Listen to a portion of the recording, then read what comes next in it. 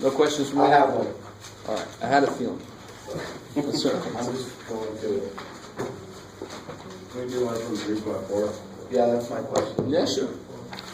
24. All right, so here's the problem. 24. Right? This one here? Is this what somebody asked about? Number 24? Who asked the question? I did. It's not even, I guess, one of our problems. I don't care. I just don't get that. You never It's a know. log thing. I certainly could put this on a test or something. So somebody remind me, I mean, this is nice. This guy's derivative, of course, is itself. But what if it isn't e? What if it's 3? What's that derivative? This is a rule you need to know. It's 3 natural log of All right, gotcha. 3 to the x. natural log of x. Natural log of 3. Yeah. And that's really the rule here, but of course natural log of e is 1, so it doesn't even show up. That's why e is its own derivative when it's an actual function of a variable. So over here, I've got that. That's my overriding first thing, is that 10 to a power is the outside function. So I'm going to treat it like that first. So the derivative of 10 to something is 10 10 to that something, natural log of 10. natural log of 10. And then of course,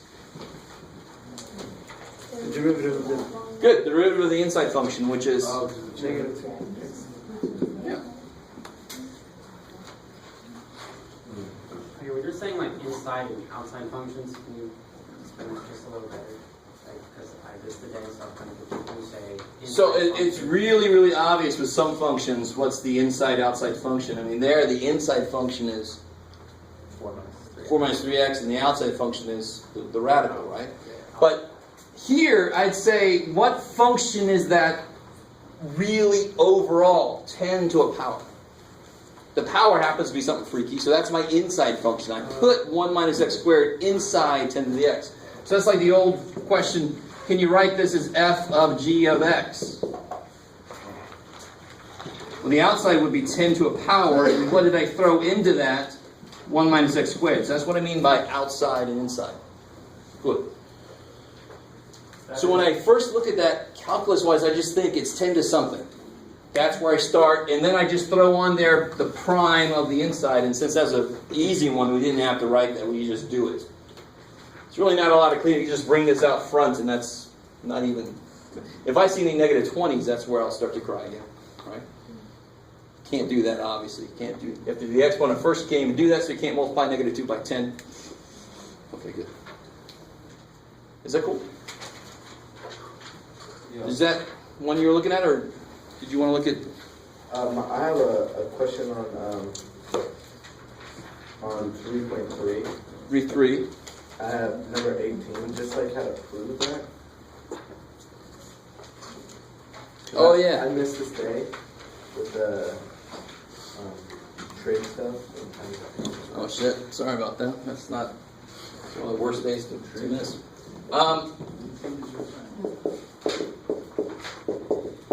So to prove this, and you sort of have to refer back, because they're not explicit enough by what they mean. If I were in this class, I might just say, well, we know it because we were told about it.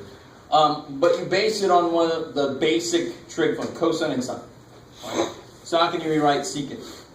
Negative secant x tangent x. No, how can you rewrite secant? 1 over cosine. Yeah, we're trying to prove that.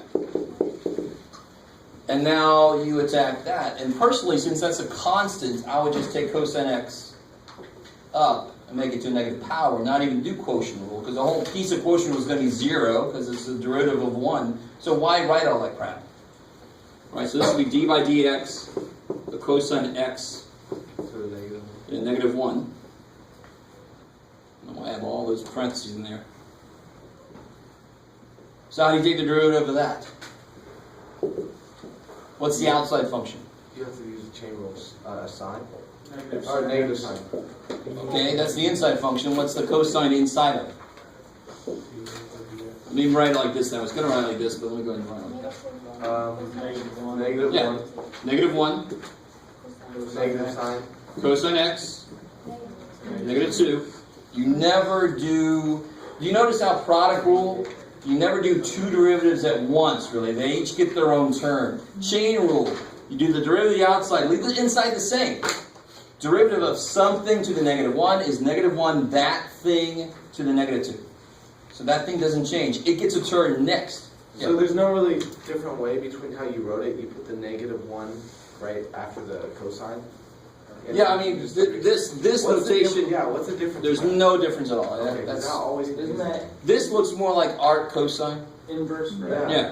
Which is. And that's the outside of a circle. And that's more like making it clear that it's not arc cosine, it's a power. Yeah. So then, what am I still missing here? You're missing the negative sign. Good, negative sine x. Okay, so then you get negative, negative cancels.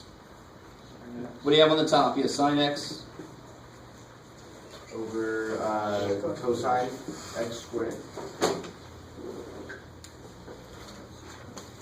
And then they tell you and you know what it's supposed to be. What is it supposed to be again? It's supposed to be negative secant times tangent. Not for secant, that would be for cosecant, right? No, just tangent secant, right? I like it. So, how to get there? You got two cosines on the bottom. Sine over one of the cosines is your tangent, and 1 over the other cosine is your secant. So that's how you prove that. I really don't like that question that much, but if you look at the examples, they kind of show you. But they should say prove this, assuming you know sine and cosine's derivative. I mean, they have to tell you what you know. If they said prove this, you're like, I already know the stupid thing. What the hell? But they mean using only cosine and sines. Okay. So you don't have to go all the way back to the limit definition you're got, right? Yeah. Just going to build other derivatives off of functions we know already.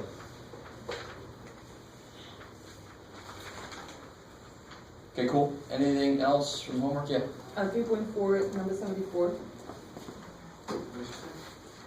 3474. Oh yeah, this looks disgusting. Let's see, 74.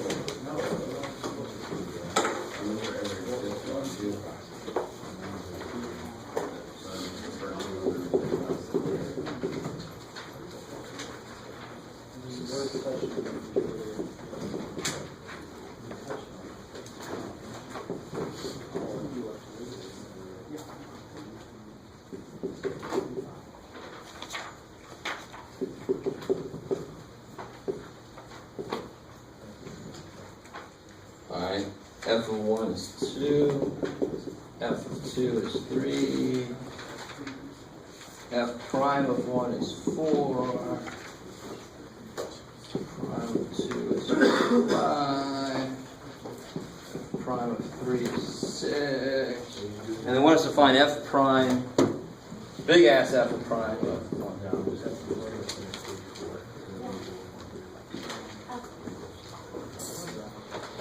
Notice something evil about this. Is not like f of g of x, or even f of g of h of x.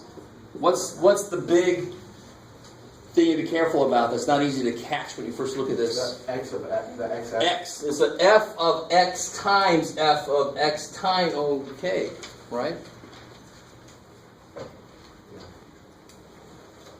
All right. So, what rule tells me what to do first here? I mean, when I start to take this guy's derivative. Chain rule, good. Now, this is what you're always not used to how to do it with a general function, because it's always going to look horrible when you do it with a general function. But let me see. If I had square root of x cubed plus 2, let's do something different. Let's do like this.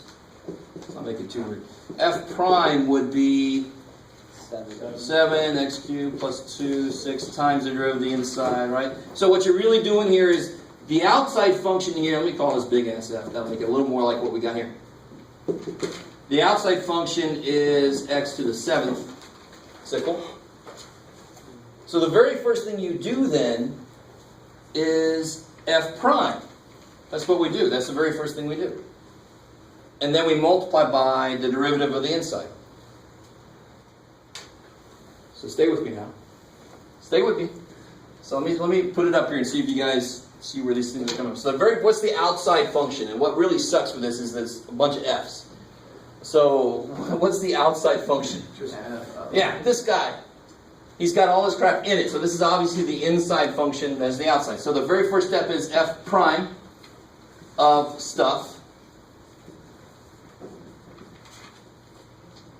Oh, one more. There you go. Times that stuff prime.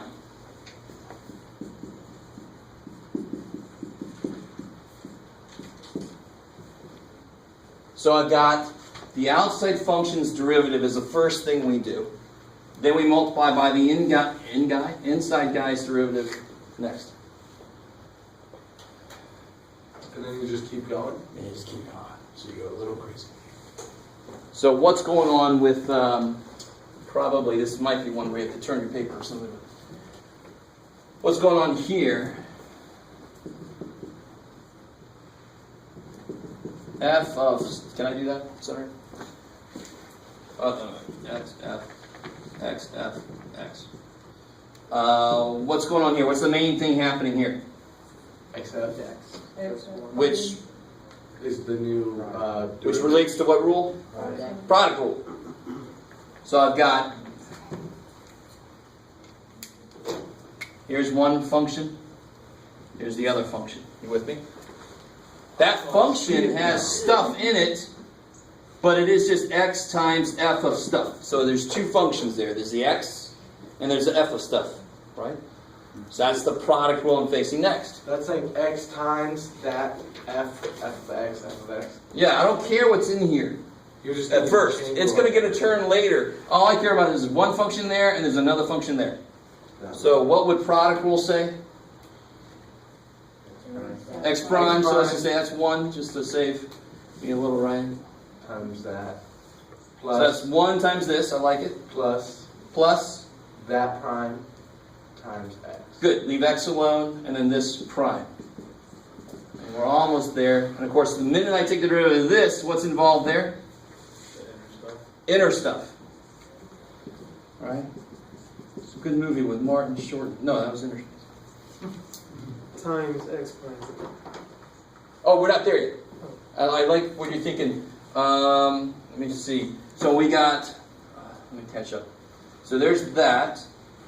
There's the product rule. X prime times this plus x times this prime. The minute I do this derivative, I have to multiply by the inside's derivative. You with me? I haven't done that inside derivative yet. There's another part of it. No? Yeah, but now I'm going to do this on the next step.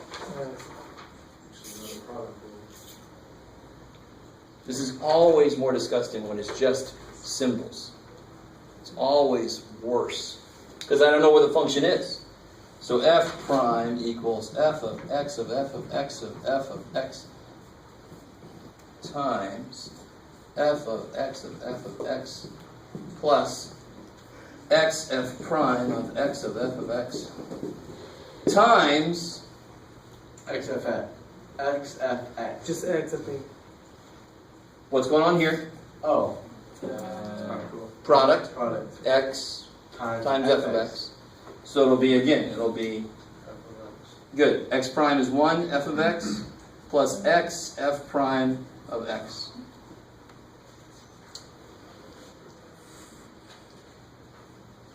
Okay.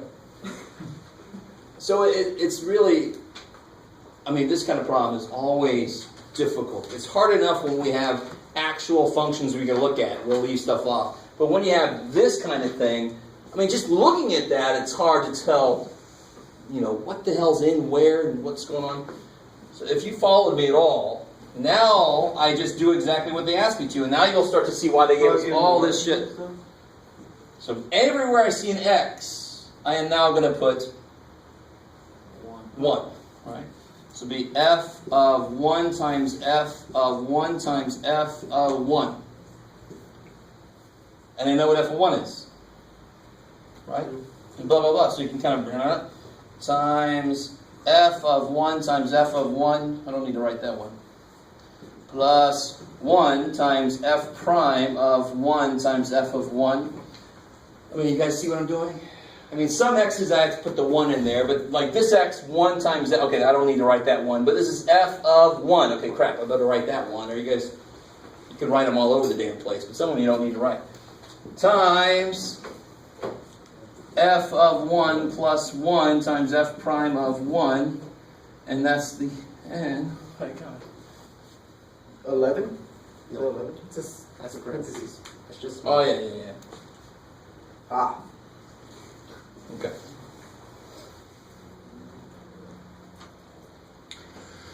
Now, what's really important here also is to realize what's inside of what. So, for example, and this is where I should have used brackets, and they really should have used brackets too, but from the very beginning, let me see if I can keep us back on track. So f prime times that, so then it was, Sorry, my friend's freaking that out. was freaky. Did I leave off at f prime? Who's Jen? teacher.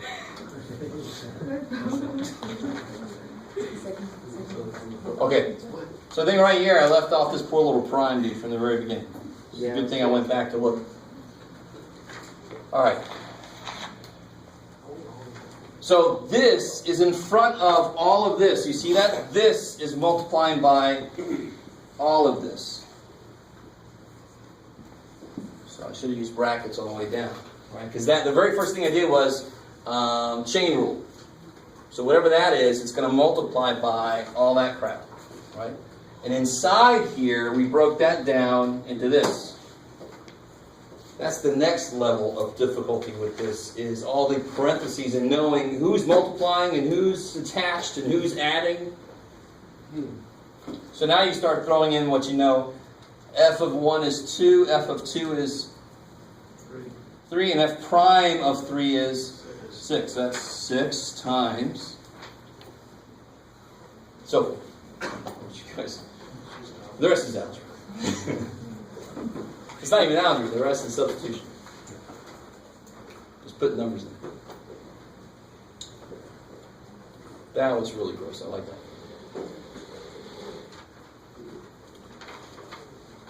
Okay.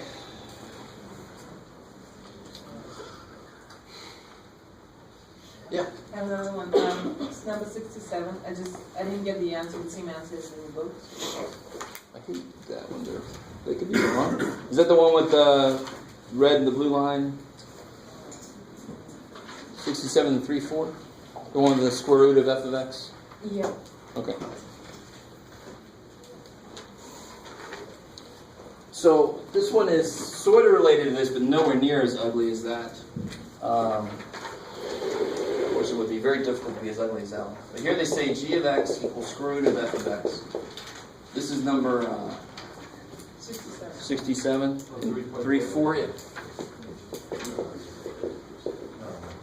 Yeah. Oh. And they give you a graph showing the values of f and g. F and graph of f is shown. What's the blue line? Oh, that's it. Oh, that's the. Oh, that's what they're trying to get. The g prime of 3. They're trying to get that slope. Oh, wait a minute. Oh, I see. Okay, I'm with you. That's kind of weird. All right. So first off, if we're trying to figure out g prime, very first thing I want to do with this, of course, is.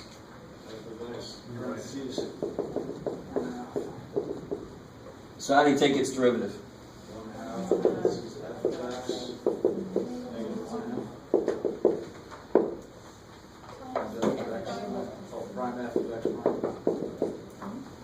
Right? That's your old chain rule.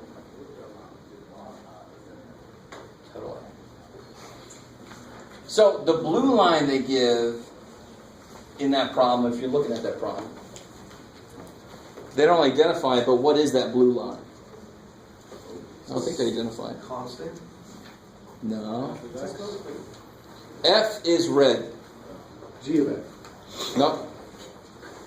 Sounds like. Prime. F prime, I like it, right? At that point. It's not F prime, it's actually the tangent line at the point 3. Alright, so let me put this up here actually. This is important. Because when you're learning something brand new, it's easy to get stuck in a way too specific way of looking at a concept. So you're always looking for that kind of problem. And if you get another problem thrown at you, you're not able to do it. So this one's got stuff in it that we know, but it's just definitely in a different format. We might never see it. Okay.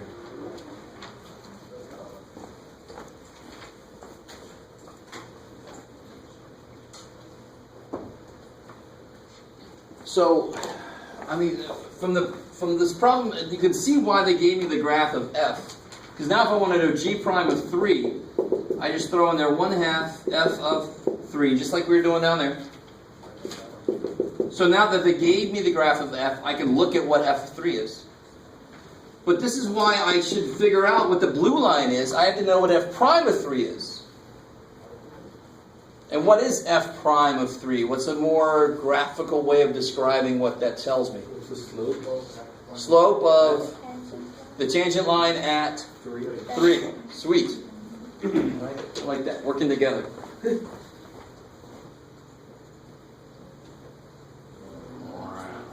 So there's that prime. Alright, so it says evaluate g prime of 3.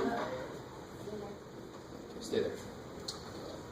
So see, they tell you this is f, but they don't say what the blue line is. So you have to figure out what the blue line is. It's not f prime, obviously, because it's not curvy. Like the derivative of that should be some other curve, right? Mm-hmm. Only derivative like a parabola would end up being a straight line, kind of thing. You with me? So this is not the derivative, but notice how it does exactly what the tangent line should do at 1, 2, 3. So what is this line slope? Down 3 or 2. 2 over 3. 3. So it's negative 2/3.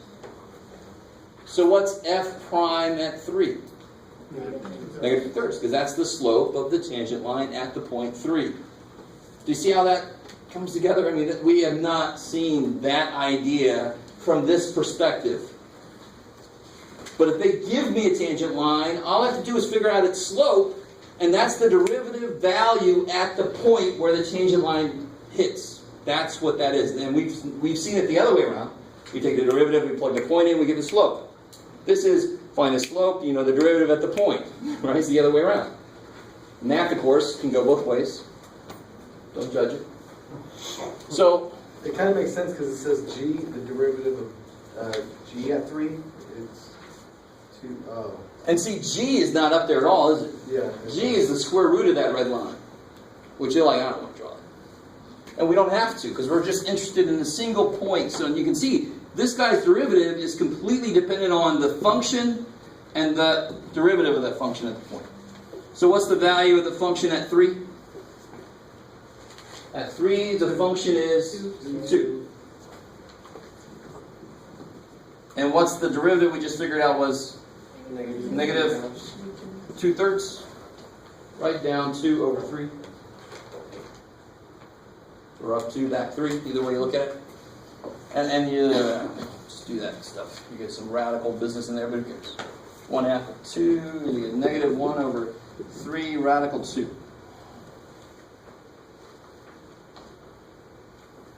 Of course. Cool.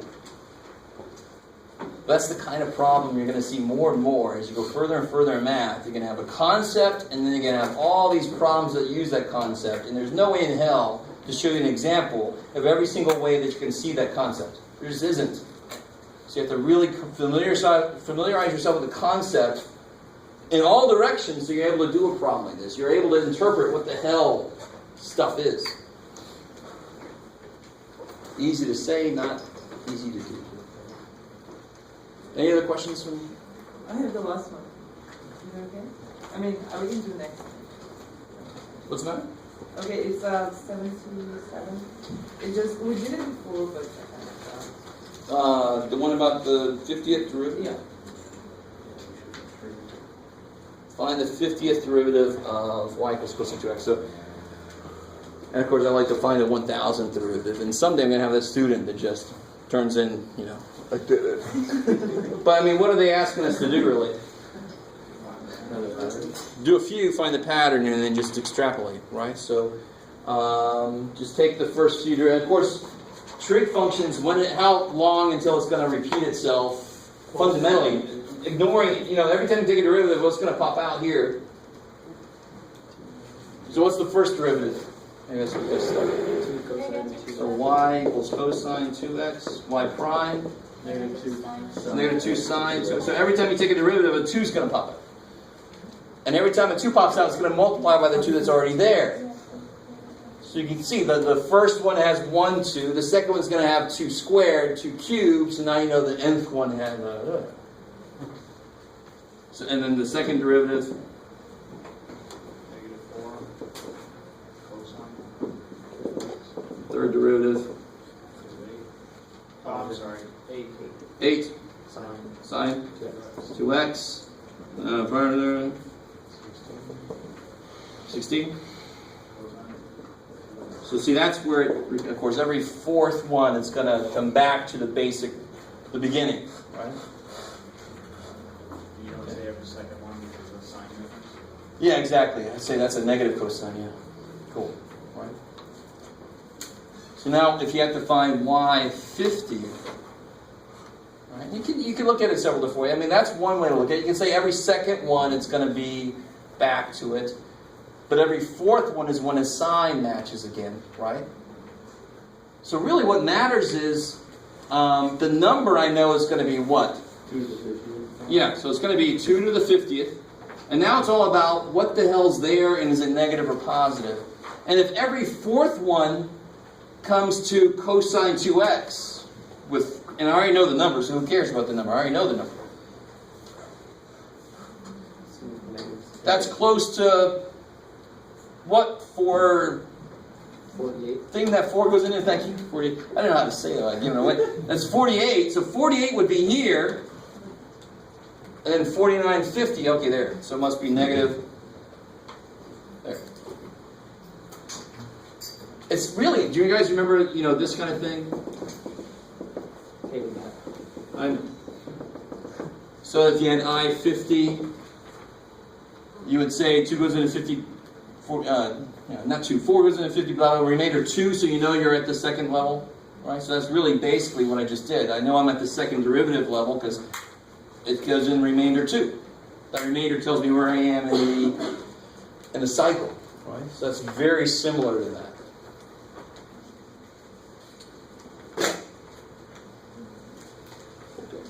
Well, all of them repeat at the fourth or no? When you say all of them, how do you mean? Like just... If it's a basic sine or cosine, right? And inside could be a lot of stuff, but, you know. You're going to have a different formula for like, just like a regular, like long chain. If they're You like- can find a pattern for a lot of these. I mean, E is the obvious one. E is going to have a nice pattern to it if the inside's not too freaky. Just imagine, if I would have made the inside, 4x squared minus 7x, then that pattern would have been Ugly. really, really difficult. Because every time you take it, you get another polynomial that you can multiply out and get, that would be just not good. But if the inside's some linear thing, then that's going to make a nice pattern with a lot of functions. E is an obvious one because it's its own. Trig eventually comes back to itself, right? There are other functions we haven't learned yet that have similar cycles. Okay, cool. Anything else? Yeah. What about like the later ones, like 2.5, 3.5 and stuff?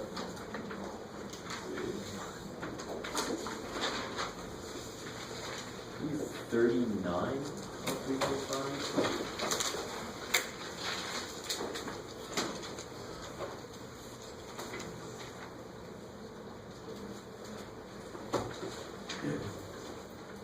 Oh, okay, cool. So this one you actually, did we do implicit with the second derivative? I think we did one. Maybe not. Maybe now's a good time to do it. We'll do this one, and then I got to get into some new stuff. Let's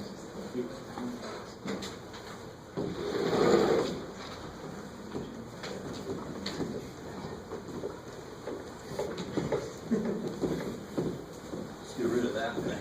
Okay.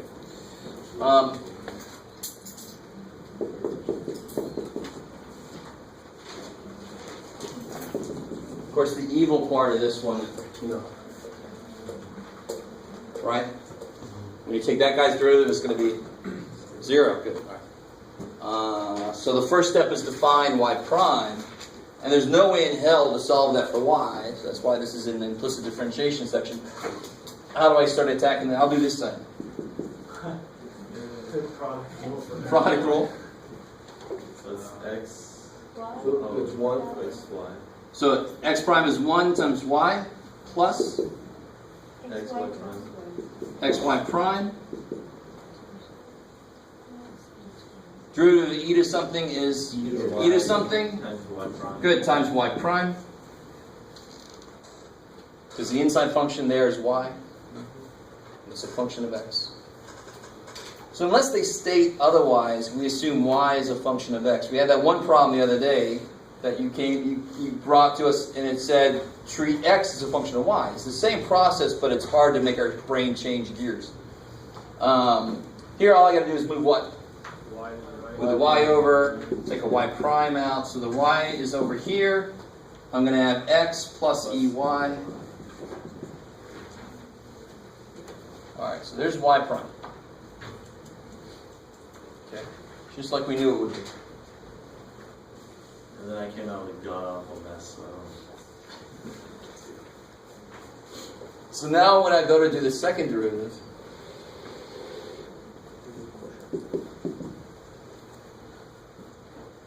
right? So I've got y prime solved for.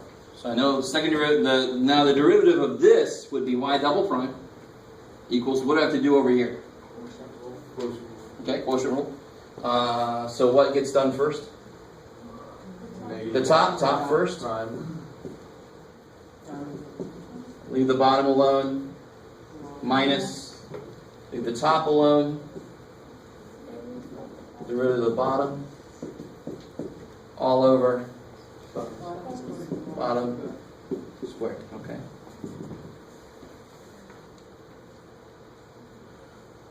Derivative of negative y is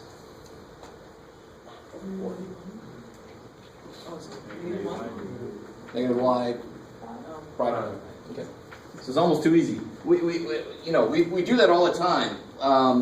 Take the derivative. What would you write here? Okay, you know the derivative of y is y prime. You know that. It's just that when we see it there, we're like, what the? No, the derivative of y is y prime. Times this mess. Plus y, what's the derivative in here? 1. I like it. All over x plus e to the y squared.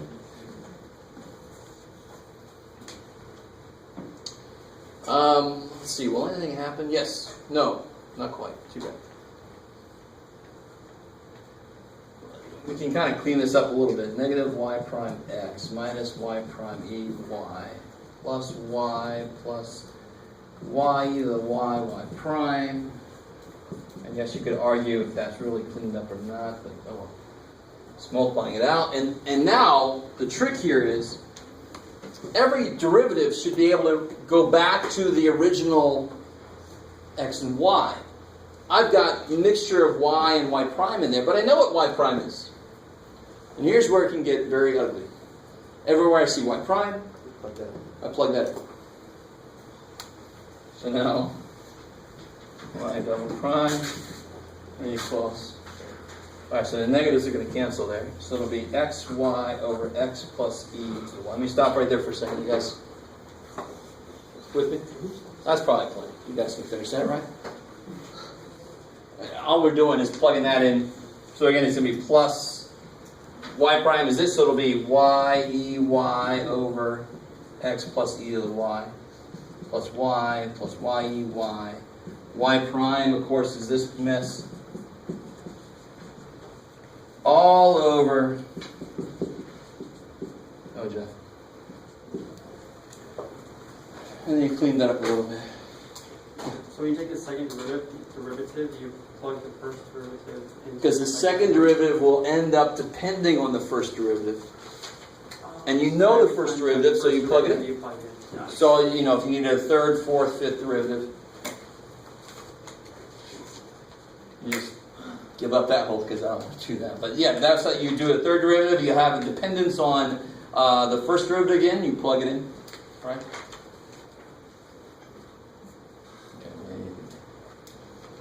So here, I mean, just to clean it up, you can multiply top and bottom by x plus ey, e to the y. So that would be this plus y times this plus this times that, all over this cubed, right? That's the one thing I would do to clean it up, is at least kill your inner fractions. Right? Don't kill your inner child, but kill your inner fraction. Okay.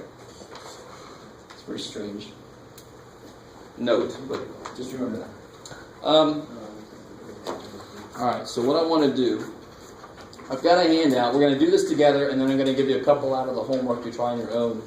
This is from section 3.9. So let me give you this. Let me start reading through it a little bit, but very often related rates problems, what gets people down is how to start the problem off. It very often involves a lot of geometrical relationships. When we start doing this first, somebody behind you. Yeah.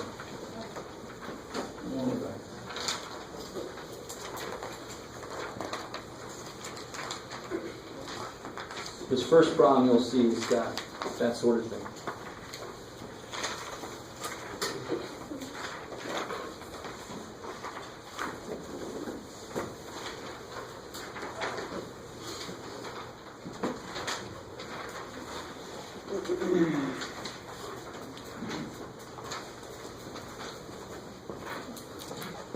How would you have a conical tank? That doesn't make sense. What's that? What is a conical tank? It's a tank shaped like a cup. I don't know what Is that it's like a water tower or something? No, that would be, well, it's roughly conical, except it's rounded, you know, more, not just at the top, but it's bulbous like that. But, Like old arrowhead water things on the side. oh yeah, so you have like water collectors that very often are shaped like cones. I like it. Good. All right, so just try to get a feel for what the hell number one is talking about. And number two is a classic shadow problem.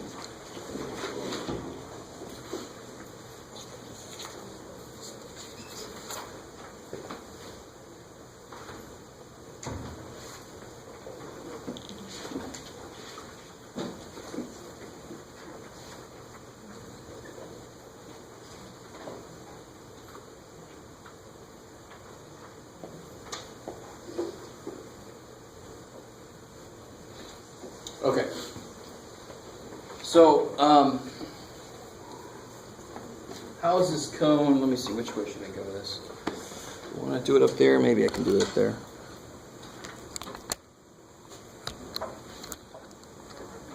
First thing is, how is this cone oriented?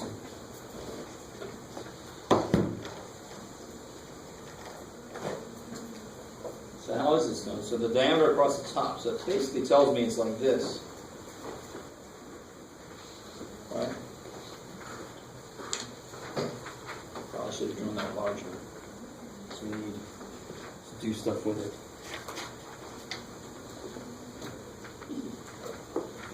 So we make this whole side of it be the cone part. Alright, so what do we know about cones? We got, in general, what's the volume formula? Because it's going to ask me about the volume, so 1/3. I like it. So a cone is cut out of a cylinder. A cylinder is pi r squared h. Cones, when you cut them out, they leave 2/3 of the material behind, so you're actually cutting out 1/3 of it. So I don't know if any of that made sense, but there's the formula. It's basically the easiest pyramid is a cone. It always is 1/3 the volume of the thing it was cut out of. So what do we got here? Diameter is 40, so of course what's more important to me is radius is 20. The height, 60. Now the water is draining out. We're gonna assume it's way here at the bottom. So if it was somewhere up here, it would stop eventually and just no. So we're gonna say it's from the bottom. It's draining out 48 pi cubic feet per second. And what is that in symbols? What does that really tell me? What is changing there? What is that capturing the change of? DMF or DMS? Change of volume. Change of volume, exactly. So it would be dV. Change of volume with respect to time is 48 pi cubic feet per second. So just like word prompts from before, the first thing to really be able to do is identify what it is they're telling you. Mathematically, what is it that they're telling you? So that's the symbol for that 45 cubic feet per second. What else do we got? And they're asking me for an expression for the volume. Okay, that's going to come later. It's going to be the rate stuff. The very first thing here is just the geometry of this. The water is going to be, let's just pick an arbitrary place for the water to be. So let's say it's drained down to this point right there. So what's the radius of the water? The correct answer is I have no idea. All right, so it's R. And what's the height of the water? H. I love it. Cool. Oops, sorry. Let me know when you can't see that. I'm not used to using this thing. You guys semi with me?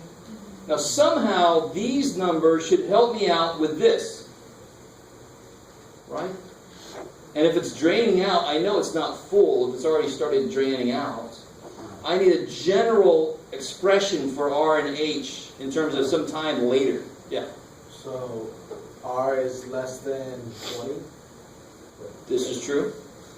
R is definitely going to shrink because the most when it's full, and then the minute it starts to decrease, it's going to go down from there. And something else too, if I were filling this thing up, as I fill it up with water, is the height, is it going up at the same rate? Because as I go higher, it requires more water because it's got more area as I move up and up and up to cover, so then it's going to take longer and longer. So as I drain it, it's first going to take, the height's going to not change by much, and then it's going to suddenly start to really go, right? We see that when we eat ice cream cones. Well, that's great, that's cool. So who can see the geometry in this problem that relates the numbers they gave me to the arbitrary position of the water in its numbers? 40 minus R, 60 minus H. Not quite. I need... The angle scale? 20 minus R would be like an external kind of little piece that doesn't really relate to my water in the cone, right? What kind of shape have we kind of made here without realizing? Let me draw the height inside. And there's a 90-degree angle? 90-degree triangle. Cool. So what's true? Let me bring back this sheet here. Let me draw this kind of like here. Let me draw this. Let me turn this way. So it's this way. Here's the 20. Is that cool? You guys see that? Just turning it over. Here's the H. Here's the R. And what's, so this is H here. What's this? 60. So I've just turned that this way, right? You guys with me? A little bit? Okay. And what kind of triangles do I have in here? Not just right triangles, but more specifically, this is going to be a review of, do you remember geometry? Similar triangles. Right? If I have a 3, 4, 5 triangle, and I go out to where this is 8, this has got to be what? 6. It's twice as big. So I can use the fact that the proportions have to stay the same. It's the same triangle, it's just zoomed out or zoomed in. So what proportions could I set up here?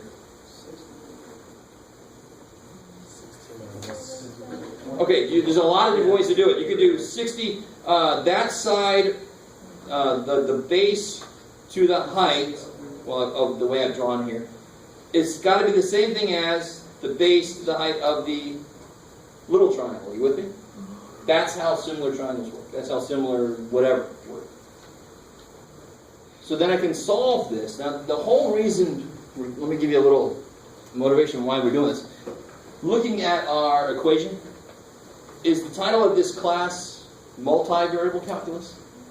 Likely not. That comes later. This is single variable. So we have an equation that we're eventually going to have to work with that's got more than one variable in it. And we, as of yet, cannot handle that all the way. So what I'm doing right now is trying to come up with what they've told me. Can it give me a relationship between a couple of the variables so I can effectively get rid of one of them? And yes, now I know. Now I know that h equals 3R. 3R. Right? Which when you look at the original, you're like, well, yeah. But just looking at 20 and 60, you can't say that. But now if I know it's similar triangles, you can. Because that ratio has got to be maintained. So if this is a ratio of 3 to 1, this has got to be a ratio of 3 to 1.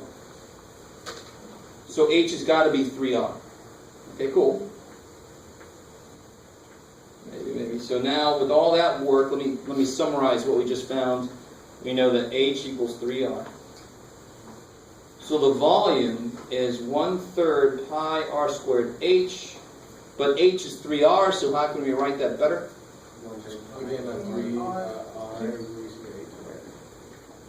So you get volume equals pi r cubed. That's it, yeah, because the 3's cancel. Is that cool? Okay.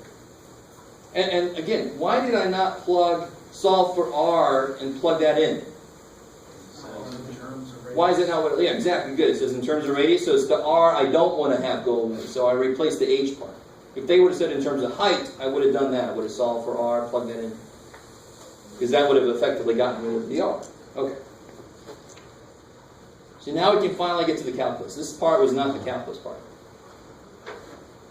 Here's the calculus part. At what rate is the radius of the water shrinking when the radius is 16 feet? So at the point where this radius is now 16, if we went a little bit further, how quickly would that radius shrink? And of course, as you move down the cone, the radius gets smaller, smaller, smaller. So that makes sense. So we know our volume formula is pi r cubed. So what do I do, of course, to get the rate of change of radius? Take the derivative. With respect to what? Respect to R. No, with respect to time, right? When I say at what rate, Okay. we all know when we say rate, we mean something per time, per minute, per second. And plus, I already know one thing I'm going to need is dv dt. That's a big giveaway. So I know I want to take the derivative with respect to t. So derivative volume with respect to t is dv dt. That's easy. Just like y is y prime, right?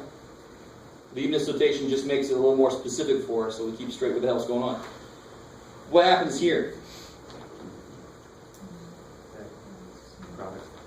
You gotta do the... Careful. Phi is a constant. No product rule here. What's the derivative of r cubed? R squared. And of course, r is a function of time, right? So it better be times dr dt. That is exactly like, what's the derivative of y cubed? 3y squared y prime. That's exactly what we just did. Because we're not taking the derivative with respect to r, rb. Alright? I want to make that really clear, because I've said this before, but I haven't really shown it to you. If we did the derivative with respect to r, where did it go? Pi r cubed. We do dv dr. Well, number one, that's freaky as hell. But not really. It says, how much is the volume changing given a change in radius? That by itself would be an interesting thing to know, right? But if I did that, it would be 3 pi r squared dr, which is 1, which is why it wouldn't even show up. So when I'm taking the derivative with respect to the actual variable that's explicitly there, I don't have that y prime or that dr dt or whatever. That doesn't show up because it's actually dr dr or dy dy. It's actually done. But here I've got with respect to time. So that dr dt is going to show up. Thank God, because what's this question asking for? What rate is the rate? Oh shit, I better have a dr dt in there, right? That's like a level of check. Let me solve this now. I don't have what they're asking for. Trick question. So they tell you in there what they tell you in the. They tell us what they're asking for, Okay. so I better make sure that that's present That's R. in the function in the equation I'm using. So now, how do I solve for dr dt? I plug in what I know and go to town, right? What do you know this is?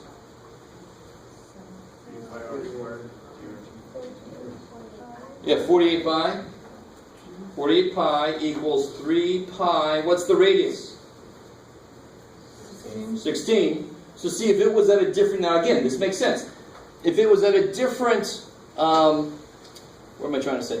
A different radius, that means it was further down, maybe it's a smaller radius, then the rate of change would be different. It depends on the radius. So when the radius is 16...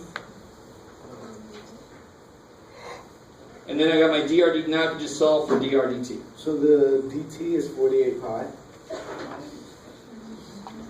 Where are we at? on B. 48 pi was dv dt. So here in my equation I see dv dt, so I can replace it with 48 pi. Yeah. Oh, How can we do this for the radius? Oh, sorry, I just left it. Thank you. Yeah. I get so hung up in talking about 16, where it comes from, why it's in there. That's good. So now you just solve for dr dt. So the pi's go away. So you get 48 divided by 3 times 16 squared equals dr dt. 3 times 16 is 48. So you get 1/16.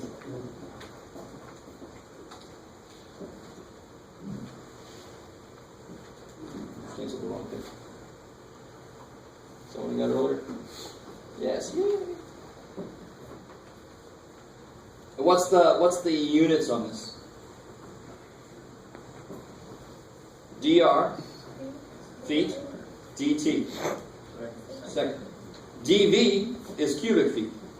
If it said dA, it's square feet.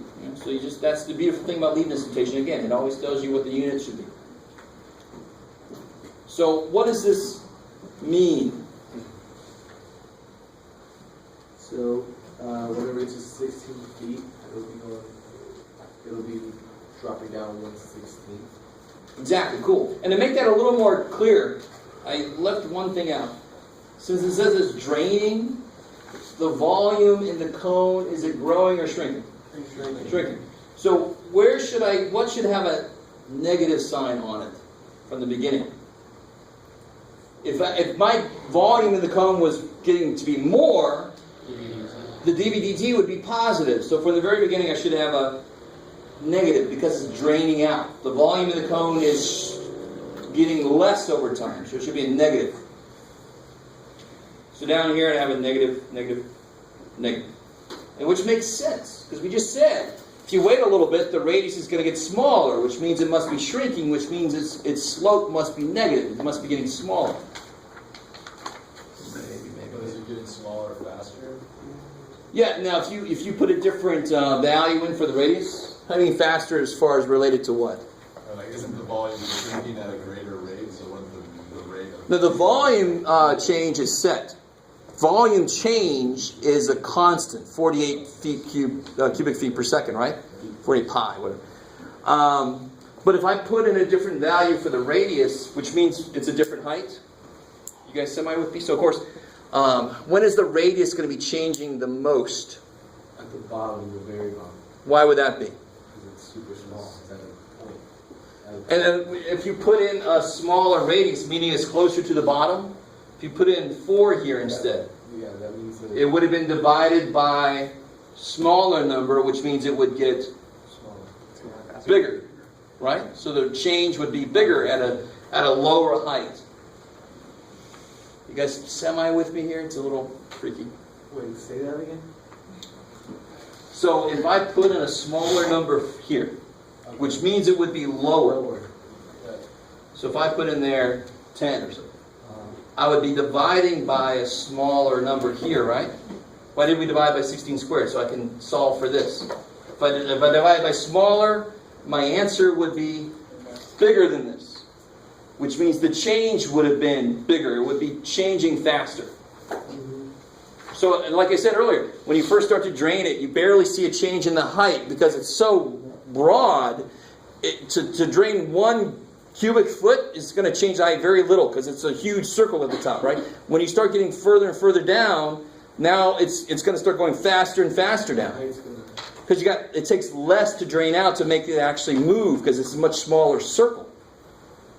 Does that make any sense? So the drained height gets bigger as you go down. Yeah. If I had a cup like this and I poured something in it, whereas if I had a cup like this and I poured something in it, okay, get the hose. You know, who's this for? I don't know, but it's going to take a while for it to rise because it's got a larger area on top to continue to fill up. It's going to take a lot more coming in to make it actually change in height. Does that make sense? Yeah.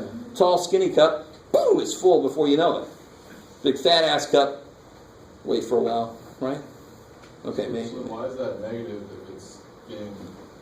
if it's increasing as it goes down? No. What is that? The rate at which, let me see if I can explain better. The height is going to be changing. It's going to be the rate at which the height is changing is going to get bigger as it goes down.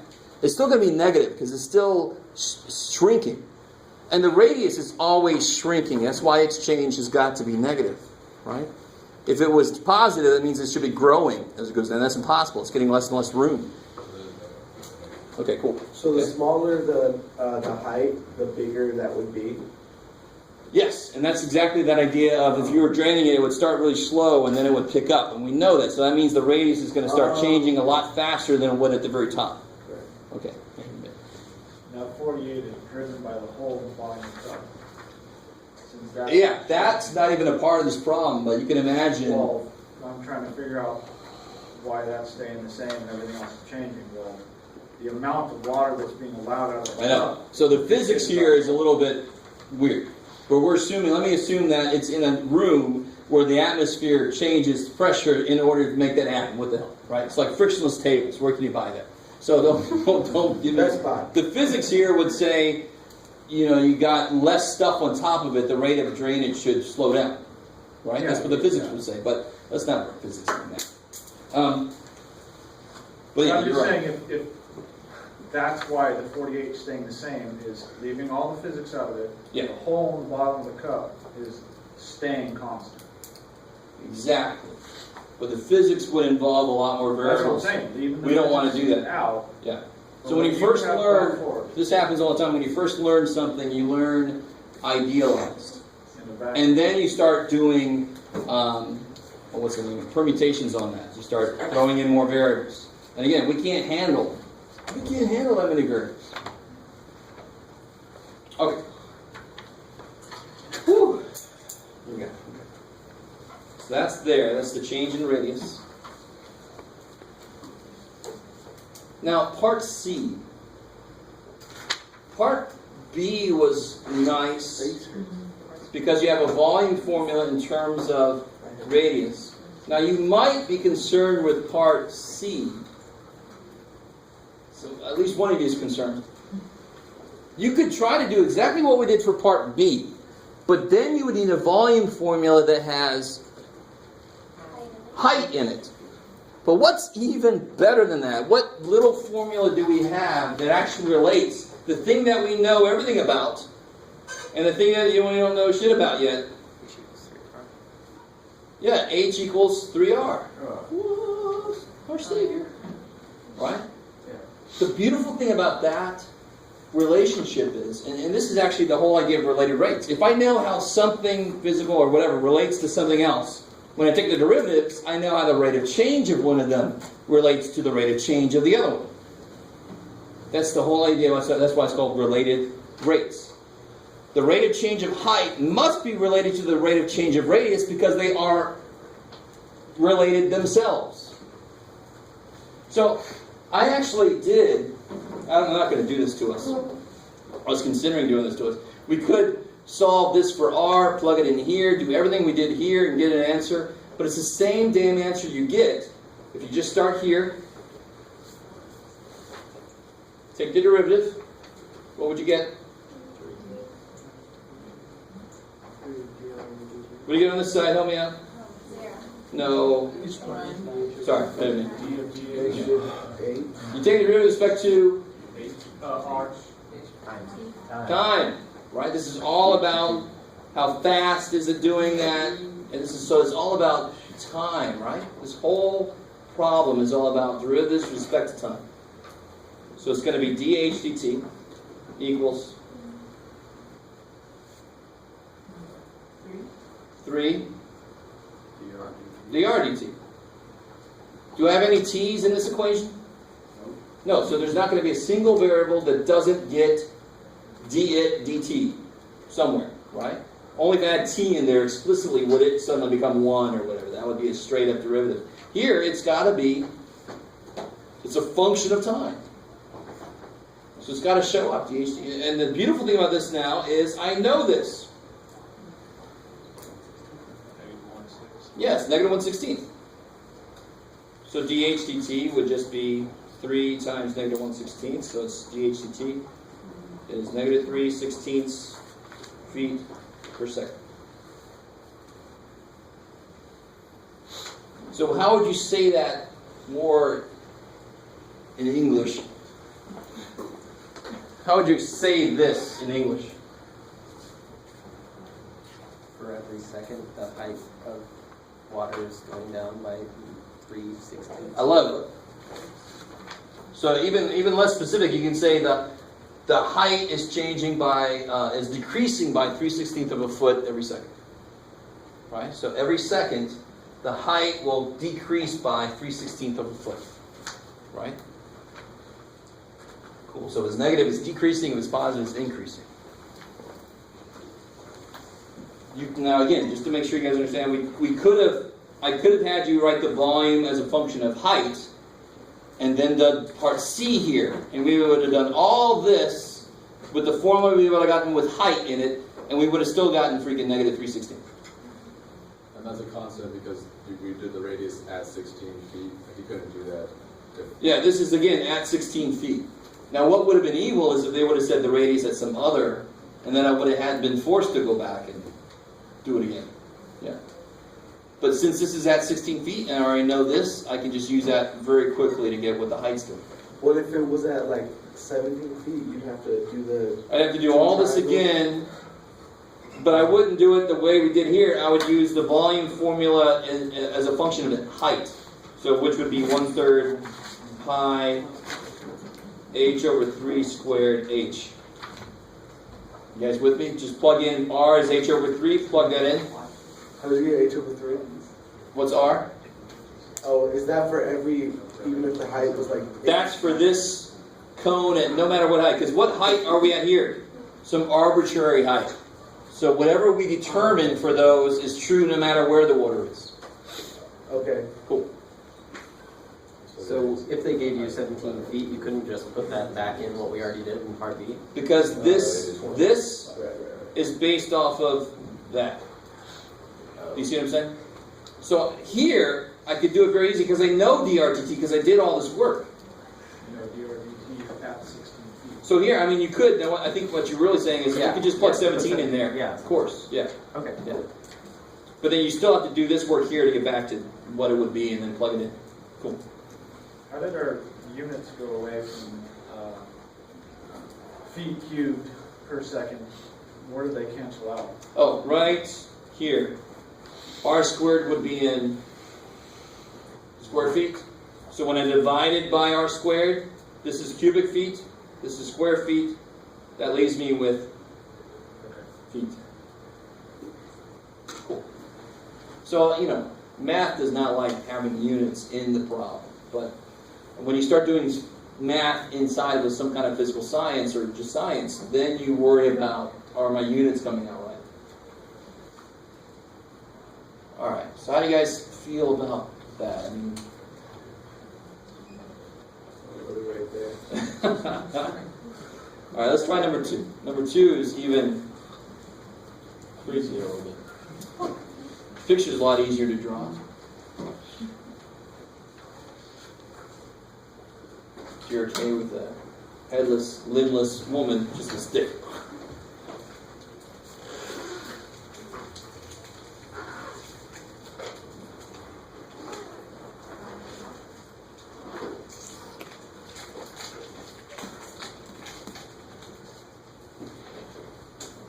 How would you even start this? Draw the situation. That's the first step, is just draw the situation, because then the geometry of the situation becomes apparent. Hopefully. So it must be there's a big connection between the first and the second problem.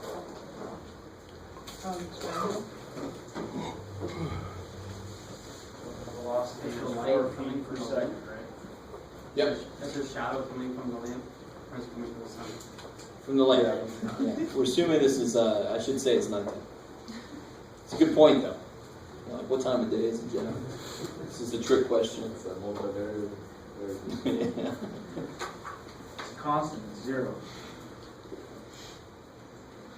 Is it DL over GT, the starting thing? That's not- Well, it all depends on how you. So let's try to standardize how we're setting this up. What are you guys drawing? Oh, wait. A lamp. I like it. So here's my lamp. So it's 24 feet off the ground. You got your eight. You guys are like, you copied mine. And then the lady is somewhere over here. She's 6 feet off the ground to her head. Oh yeah, and the shadow, of course, would just be straight back. This would be the shadow part here, right? So let's do this. What's really going on here is, as she's walking, where's that 4 feet per second on the picture? The bottom. Yeah, this piece here. That length is changing how? Decreasing by 4 feet every second, right? Okay. So we got two main things going on here. And I can see that the shadow and the tip of the shadow. And the velocity actually deals with this piece, which is what neither question is talking about, but over to it. So let's call this shadow. Now for me, that's probably a bad idea. Let's call that, because my S looks like something. What did I say? I just said Y and X. Is that cool? So Y is the shadow piece. If I use S, it's going to be really freaky. It's already hard enough. That looks like a 4, I know. You ever drawn your S's with legs? No, I haven't done that yet. My Z's have those bars, but my That's S's an are easy just... way to differentiate between 5 and S. Yeah. I don't want to make that happen, so oh well. Don't we already know what X is? Do we? 4. No. Be careful. What is 4 feet per second? What's the symbol I would use for that? It's not a length. It's feet per second. It's a velocity. It's a change in length. So what symbol would that be? V. Interesting. I'm going with V. Don't go with D. Something over T. I like, okay, something over dt. And what did we say earlier? What length is changing? Because what's changing directly? What is changing directly is this. 1 second later, isn't she 4 feet closer? Won't X change exactly by 4 feet? What's the shadow going to do? Some weird shit based on how she's oriented to the lamp now, right? You with me? Yeah. So I can't say this is 4 feet per second. That's part of what we're going to try to find out, right? That's part A. So we've designated this side as X. So when they say rate of 4 feet per second, that's, I'm pretty sure that would be dx dt. Based off of how we've called this, right? That's why the first step is draw the picture, because based on what labels you give things, that's going to be how you write your rates. Maybe. And that equals, of course, beautiful. -4 feet per second. I like it. Because, of course, as you're walking towards it, that distance is decreasing. Okay, so Again, we have just a few too many variables possibly going on, or we need some relationships here to work with, really. We don't have too many variables, we just don't have a relationship to work with. We have two triangles. I love it. And they look a lot like the triangles we're using up here.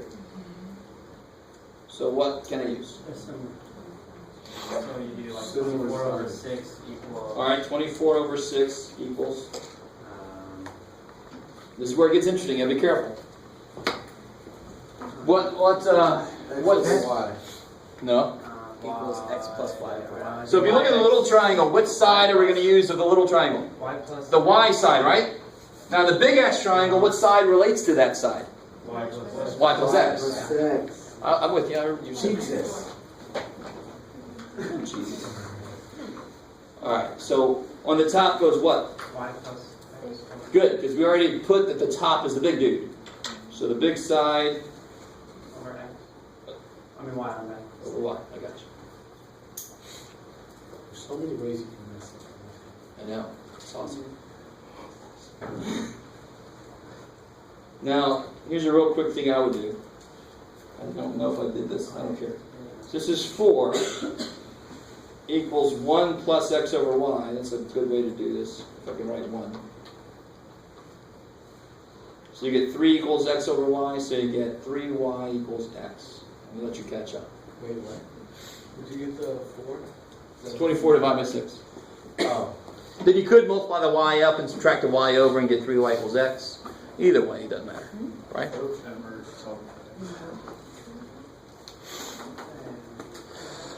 Yeah, 3y equals x.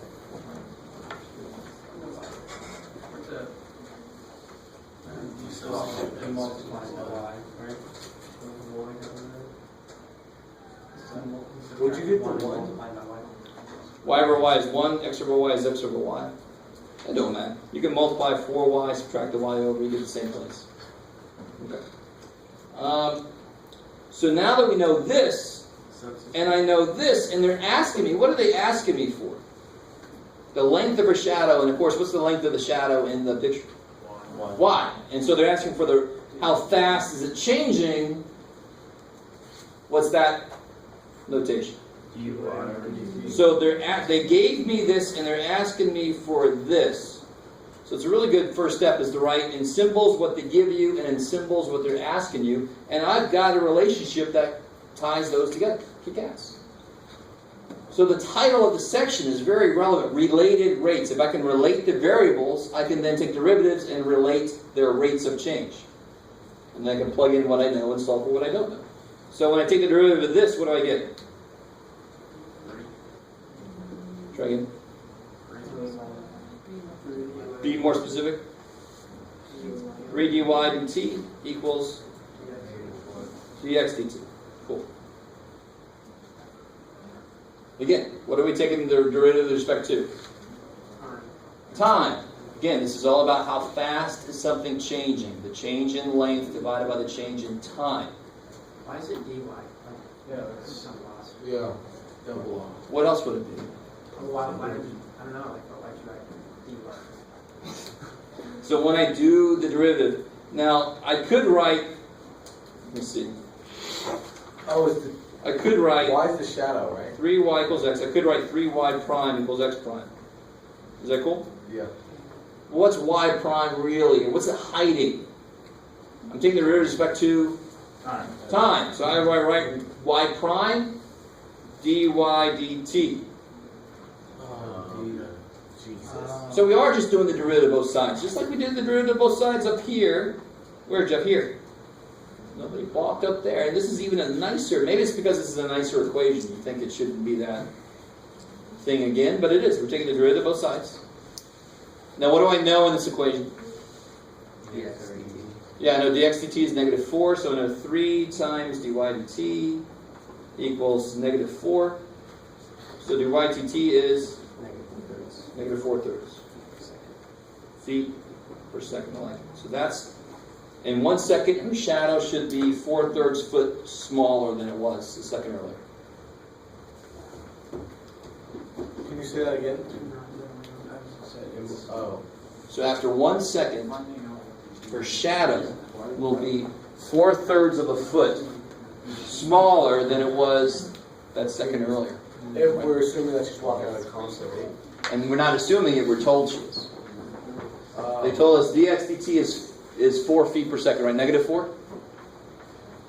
If it wasn't a constant rate, they should have told us the rate of change, she's walking at a rate of negative 4x plus 2 or something. Then it would have been not a constant rate. You guys with me? So if something's changing at a constant rate, its derivative will be that constant. If the derivative is a constant, that means it's changing at that rate. You with me? Yeah. If it wasn't changing, that dx dt would equal that 4x plus 2. Exactly. It would equal some function, because now that would be, depending on what x is, the rate would be something else. That wouldn't be a constant change. At the end, where you plug in that negative 4, would you plug in that negative 4x plus 2 or whatever it was? Exactly. Whatever the hell it is, right? And then you still divide by 3, and then you find... Well, that would be a little more complicated of a problem. You need a little more information to go forward from there. But, yeah. We'd have to know what x is at that particular time. Does that make sense? Because the x would be in there. Right. Yeah. Okay. All right. My problem is just not knowing, like, what dy dt. That's, like, the hard part of this, is not knowing what dx dt to put in. So in general, most, not all, but most related rate problems would be if I had some relationship, when I take the derivative, it's going to be ds dt. All of my variables are going to have by related to time, because that's what rates normally are. It doesn't have to be related to time. It could be rates of change with respect to radius. It could be rates of change with respect to whatever. But normally we think of rates as with respect to time. And most of the problems I assign are with respect to time. That's why, if I don't see any any time variables, there's not going to be any straight up derivatives. I'm going to always have when I do a derivative of something, I'm going to end up with d something dt. So when I do the derivative of r squared, it wasn't just 2r, it's 2r dr dt. Because I'm not taking the derivative with respect to radius. It's a rate of change with respect to time. That's implicit. Implicit, I love it. So every variable I have in this relationship is implicitly a function of time. Which one was that? Was that the National Geographic or the Board? Oh, for a minute I'm like, where the hell are you coming from? That was my example. So explicit would be Saw movie, and implicit would be National Geographic. Yeah. Everybody knows. All right, so what about part B? Now, what does that relate to? Time. But as far as like this one related to y, right? There's the length of the shadow. The tip of the shadow. The beginning of the shadow? True, but what length does that relate to?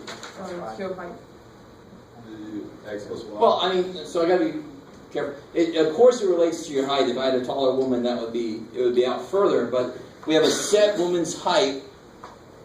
If this changes a little bit, what length actually just changed? X plus 1. Exactly. X plus y. Because as y changes, isn't x changing? X is changing by how much? Negative 4 feet per second, right? What's y changing by? We don't know. Negative 430. Yeah, we do. Oh, now. So is that it's just added together? So watch this. Watch.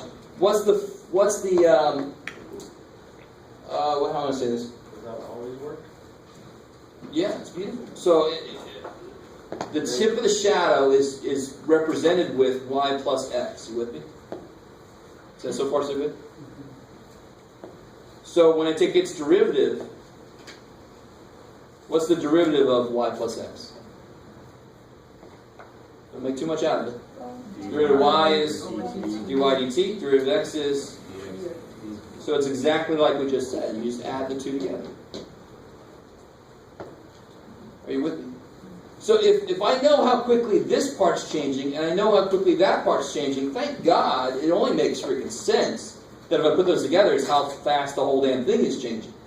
If that wasn't true, how the hell this piece is shrinking, but it's not changing this? How the hell would that happen? How is it doing that?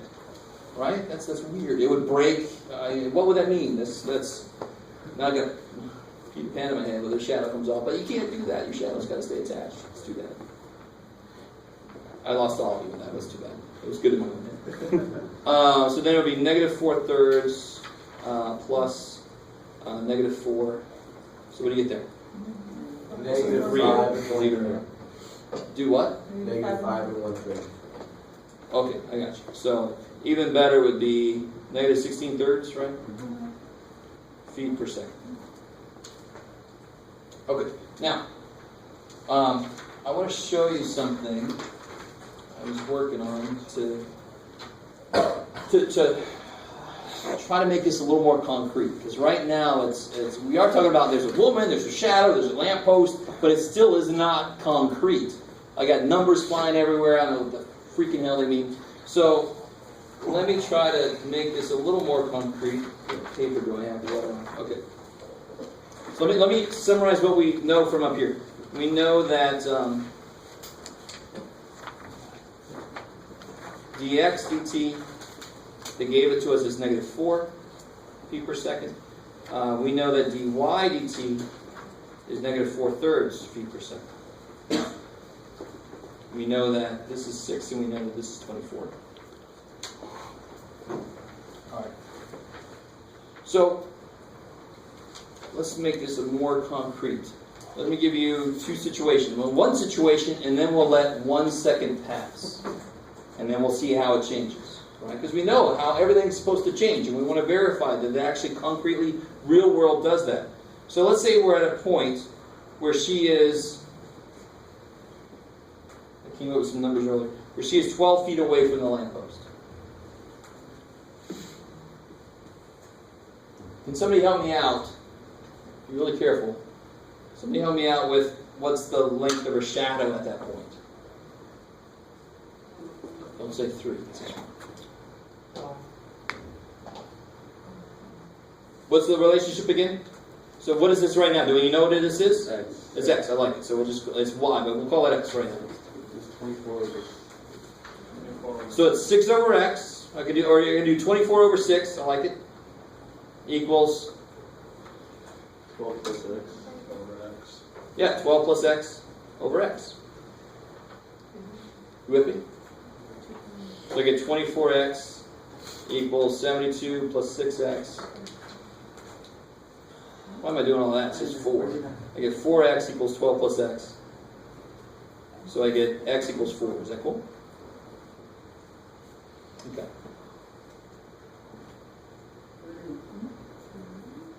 How are we doing? Isn't it 5x equals 12? Where are we at? Sorry? Isn't it 4x equals 12 plus? Oh, I'm sorry. Alright, how are we doing so far? This is supposed to be the concrete part, so this is not too bad, right? This is nice. We know that we know all the lengths of everything. This is awesome. Now, 1 second later, what does this picture look like?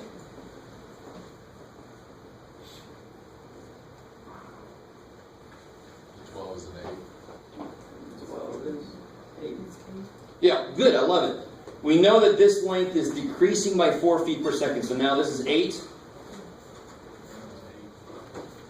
So now I get, setting this kind of thing up, I get 4 equals 8 plus X over X. Yeah, cool. You guys with me? Same way we did this one. So I get X equals 8/3 if you do that work. You guys semi with me? So what did I just do? I set up an example. I set this to be 12, and I just worked out what that must be. So at that point, her shadow would be 4 feet long. 1 second later, from what they told us, I know that that's decreasing by 4 feet per second. So if I apply that, I can then see how long her shadow is. Now, what did we figure out? How much should her shadow have changed by after 1 second? Yeah, her shadow should have changed by -4/3. And sure enough, if I do 4, which is what it was, minus 4/3, what do you get? Minus a -4. No, minus 4/3, right? It decreases by 4/3, so you get 8/3, right? No? 4 is 12/3, minus 4/3 is 8/3, right? So that's exactly where we ended up, right? Right, that's not as big of an aha moment as I was hoping. So we set this up. I really want you to go through this here. This is like the punchline just went gone, so it's not going to be as good. I set this up, gave her a distance away from the street lamp so I could see exactly how long her shadow was. That's from geometry. Then a second later, she should be 8 feet from the street lamp. I can then use the same geometry to see how long her shadow should be, and then I can verify my calculus worked. Calculus says 1 second later, her shadow should be 4/3 of a foot shorter. And it was freaking 4/3 of a foot shorter. Right? That's the concrete part agrees with the calculus we just did. So you're just doing all this because to check your calculus? Exactly.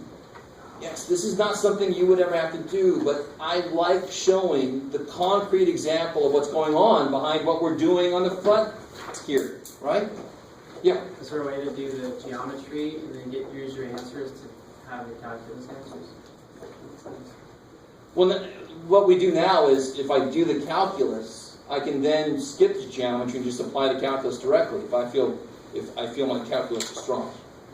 Right? Then I can just apply that and skip all the crappy geometry part, right? But this is just to verify that our calculus Right. looks So what I'm right. saying is, couldn't you take the first one after you solve it? I'll go back to the other paper. Yeah.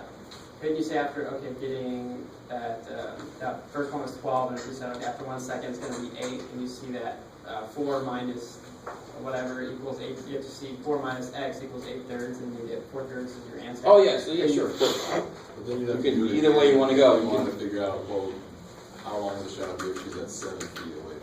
So then you have to redo the geometry every time instead of just having an equation to figure out how long Yeah, the it shadow gives you the equation rather than just Gotcha. On Cool. my way home tonight, I'm going to be measuring people's shadows and then walking by.